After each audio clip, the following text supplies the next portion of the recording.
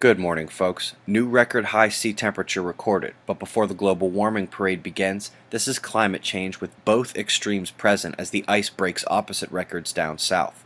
After literally hundreds of earthquakes per day at the Canary Islands, we had only a dozen yesterday and hopefully are settling now. BP describes a substantial leak of oil yet again between the UK and Norway. They have shut down the rig until they can fix the problem or at least figure out what it is. Torrential rainfall in India has caused a devastating landslide that has left 500 homeless, killed 50, and dozens are still missing. Yesterday's largest quakes were accompanied by yet another volcano eruption in the Indonesia area. Virgin Islands and Puerto Rico from last night, that quake swarm is enduring through this morning. And finally, a 4.5 struck Iceland not long ago. Very unusual.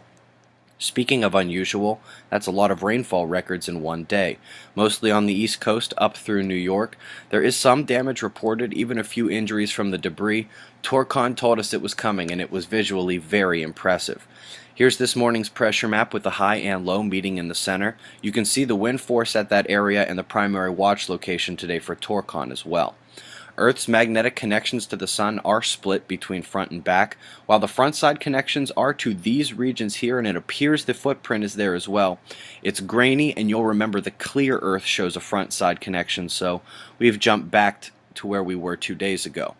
No solar flares, but this could change as an absolute beast emerges over the northeastern limb.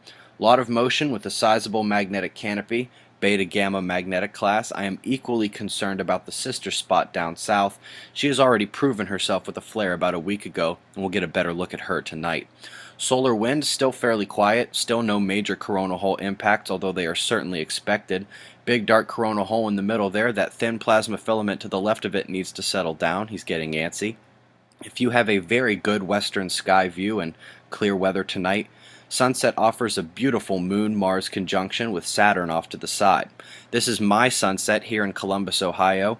UK will probably have Mars blocked by the Moon, Australia will have the Moon over to the right, and West Coast USA, you've got the Moon moved off a bit to the left.